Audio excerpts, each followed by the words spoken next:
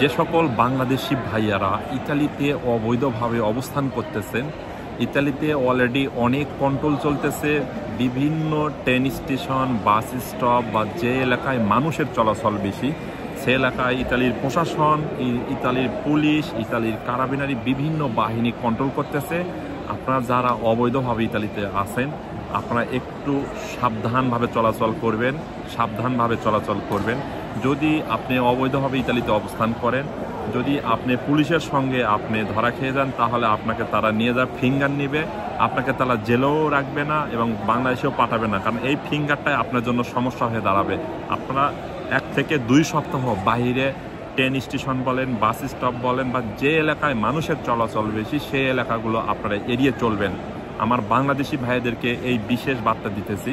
কারণ আপনি যখন ফিঙ্গার খাবেন, মানে এই ফিঙ্গারটা আপনার কাছ থেকে যখন নিবে, ফিঙ্গার নেওয়ার পর আপনাকে ছেড়ে দিবে, কোথায় থাকেন অনেক তদন্ত করবে। কারণ ইতালি সরকার, এই মহিলা সরকার কিন্তু আবারও হঠাৎ করে এই নিয়মটি চালু করেছে, অনেক করা হতেছে। আপনারা একটু সেফ বা সাবধানভাবে বাইরে চলাফেরা করেন, কোনো দূরে গন্তব্যে যায়েন না, বা ট্রেন ব্যবহার থেকে একটু দূরে থাকেন, বাস ব্যবহার থেকে একটু দূরে থাকেন। যখন এই কঠোর আইনটি বা এই কঠোর নিয়মটি 1 থেকে 2 সপ্তাহের মধ্যে হয়তো শেষ হবে, ইনশাল্লাহ আশা করা যায়, তারপরে আপনারা আবার এই স্বাভাবিকভাবে চলাফেরা করতে পারবেন।